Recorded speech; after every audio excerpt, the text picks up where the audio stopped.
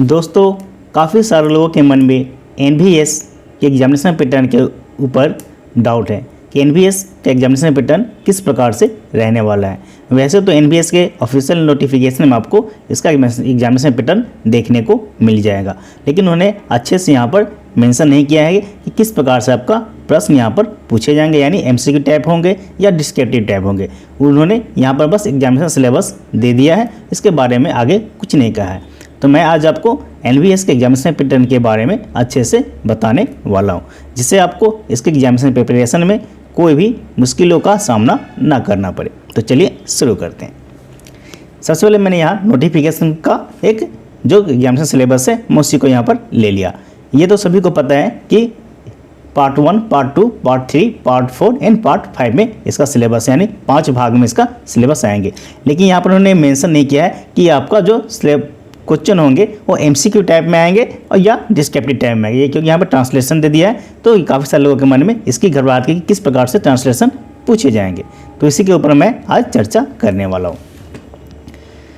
तो सबसे पहले नवोदय विद्यालय समिति यानी एनवीएस शॉर्ट में कहा जाता है, for the post of junior translation officer post code 06। ठीक है, टेस्ट आपका एक ही एग्जामिनेशन होगा, ये आपको क्लियर कर लेना है, क्योंकि यहाँ पे एक अच्छी बात है कि अगर दूसरे एग्जामिनेशन आप देते हो वहाँ प्री मेंस इंटरव्यू 3 फेज का सामना करना पड़ता है और कहीं कहीं 2 फेज का सामना करना पड़ता है। यहाँ कि आप एक ही एग्जामिनेशन है, ना यहाँ पे कोई इंटरव्यू है और ना ही फेज 2 यानी ना ही मेंस एग्जामिनेशन, बस एक ही एग्जामिनेशन में आपका सिलेक्शन यहाँ पर हो जाएगा।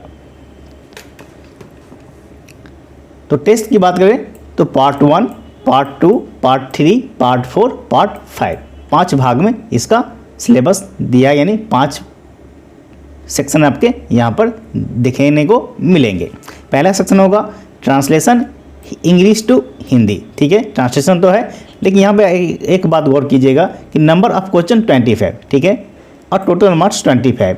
तो इससे सही ऐसे अंदाज़ा लग जाता है कि जो ट्रांसलेशन होगा वह 1 लाइनर का होगा, यानी 1 लाइन का ट्रांसलेशन होगा। जो इंग्लिश में दिया रहेगा उसको आपको हिंदी में, अगर वहाँ ऑप्शन दिया रहता है तो आपको उसको टिक करना है, ऑप्शन ही रहेगा, क्योंकि यहाँ पर कोई ऐसी यहाँ पर बात यहाँ पर नहीं बताया कि 25 क्वेश्चन रहेगा, 25 मार्क्स का एक क्वेश्चन आपका 1 नंबर का रहेगा। 1 नंबर का रहेगा तो वहाँ पर आपको टिक ही करना होगा। तो जिस प्रकार से आपका IBPS एसओ में पूछा जाता है 1 लाइनर का ट्रांसलेशन, सेम यहाँ पर भी आपको ऐसे ही पूछा जाएगा, जिस प्रकार से आप PGDT 3 में देखे होंगे। अगर आपने PGDT 3 कर रखा है PGDT का कोर्स, तब आपको PGDT 3 में देखने को मिल जाता है 1 लाइनर ट्रांसलेशन। ठीक है, तो उस प्रकार से 1 लाइनर ट्रांसलेशन आपके पूछे जाएंगे, अंग्रेजी से हिंदी और हिंदी से अंग्रेजी। ये आपको IBPS एसओ में भी पूछेंगे मेंस एग्जामिनेशन में, ये आपको पता ही है। तो 25 क्वेश्चन रहेंगे इंग्लिश ट्रांसलेशन का, जो उसको हिंदी में आपको ऑप्शन दे रहेंगे, उसको लिखना है, टिक करना है। और 25 क्वेश्चन रहेंगे हिंदी वाले, उसको 25। तो यहाँ देख सकते ट्रांसलेशन का जो वेटेज है 25 मार्क्स के है, तो आपको ट्रांसलेशन पे यहाँ पर ज़्यादा फोकस करने की ज़रूरत है। यहाँ पर डिस्क्रिप्टिव ट्रांसलेशन की बात यहाँ पर नहीं करेगी, यानी आपको वहाँ पर टाइपिंग सैपिंग करने की वहाँ पर कोई भेजाल नहीं है, बस वहाँ पर आपको एक ऑप्शन दिया रहेगा, ऑप्शन को आपको टिक करना है। जिस प्रकार से IBPS एसओ में टिक करना होता है, 10 नंबर का रहते हैं, वहाँ भी सेम उसी प्रकार से रहने वाला है।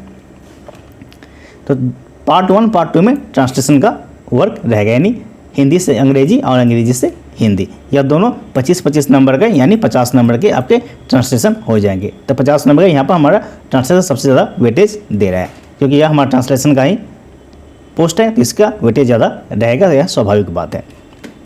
पार्ट 3 में देख सकते हैं मेंटल एंड रीजनिंग एबिलिटी, यानी रीजनिंग, सीधा कह दीजिए, या रीजनिंग का आपका 10 क्वेश्चन रहेंगे, 10 मार्क्स। यहाँ वेटेज रीजनिंग का कम है, क्योंकि लास्ट देखे थे IBPS एसओ में रीजनिंग का जो पेपर आया था वो काफ़ी कठिन आया था। यहाँ पर वेटेज कम है, 10 नंबर के ही आपके रीजनिंग पूछे जाएंगे। हो सकता है आपके सर्कल बेस्ड पूछ लिया जाए, पजल पूछ लिया जाए, वह 1 मार्क्स के भी पूछ लिया जाए, यहाँ पर उन्होंने मेंशन नहीं किया। बस रीजनिंग जो आपका बैंकिंग से रहता है उसी को आपको कर लेना है। तो 10 मार्क्स के यहाँ पर कोई घबराने की ज़रूरत नहीं है। आपको ज़्यादा यहाँ पर हो सकता है कि एक पजल दे दी जाए और 1 मार्क्स के 5 दे दिए जाए। पार्ट 4 में general awareness and current affairs, यहाँ पे मेंशन गौर कीजिएगा, general awareness current affairs. Banking में आपके बैंकिंग अवेयरनेस पूछी जाती है, यहाँ पे बैंकिंग अवेयरनेस करने की जरूरत आपको नहीं है। यहाँ पे बैंकिंग अवेयरनेस पे आपको थोड़ा देखने की जरूरत है, उतनी आपको फोकस नहीं किया, क्योंकि बैंकिंग में आपके स्पेशलिस्ट आपको बैंकिंग अवेयरनेस ज़्यादा पूछे जाते हैं, लेकिन यहाँ पर आपको बैंकिंग अवेयरनेस उतना फोकस करने की जरूरत नहीं है। आपको करंट अफेयर्स, जनरल अवेयरनेस और बैंकिंग में एक दो आपको अच्छे से मिक्स करके वहाँ पर दिए जाएंगे, बैंकिंग को फोकस नहीं करना है, ठीक है। तो जनरल अवेयरनेस में आपको सब कुछ आ जाएंगे। यह 20 क्वेश्चन होंगे, 20 मार्क्स के होंगे। पार्ट 5 में आपका सब्जेक्ट नॉलेज इंग्लिश और हिंदी। इंग्लिश हिंदी मतलब यानी हिंदी ग्रामर और इंग्लिश ग्रामर। 10 नंबर के आपके हिंदी ग्रामर रहेंगे और 10 नंबर के इंग्लिश ग्रामर रहेंगे, 10 नंबर के 20 नंबर। तो सिलेबस इसका उतना खास ज़्यादा टफ भी नहीं देखने को मिलेगा, क्योंकि ट्रांसलेशन आपका वन लाइन ट्रांसलेशन रहेंगे 50 नंबर के, हिंदी से अंग्रेजी, अंग्रेजी से हिंदी। रीजनिंग आपके 10 नंबर के ही है, और जनरल अवेयरनेस यानी करंट अफेयर्स जो है 20 नंबर के रहेंगे, और हिंदी इंग्लिश 10-10 नंबर के आपके, हिंदी ग्रामर और इंग्लिश ग्रामर 10-10 नंबर के रहेंगे। यह 20 क्वेश्चन 20 मार्क्स के होंगे।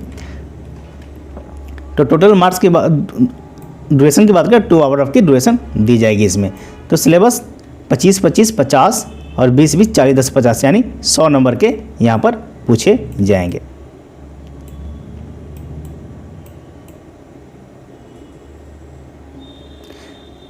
सौ क्वेश्चन होंगे आपके, 100 नंबर के यहाँ पर होंगे मार्क्स, ठीक है।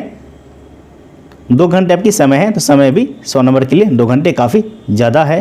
क्यों ज़्यादा है? क्योंकि आप जनरल अवेयरनेस में उतने समय नहीं लगते हैं, और हिंदी ग्रामर इंग्लिश ग्रामर में उतने समय नहीं लगते हैं, और आपके जो समय लगते हैं रीजनिंग में, लेकिन रीजनिंग का यहाँ पर 10 मार्क्स के ही है, तो इसमें भी समय काफ़ी कम लगने वाला है, और वन लाइन का जो ट्रांसलेशन रहेगा उसमें भी समय कम ही लगने वाला है। तो आपको फोकस कैसे करना है? सबसे पहले आपको करंट अफेयर्स करना है, या जनरल अवेयरनेस करना है, करंट अफेयर्स।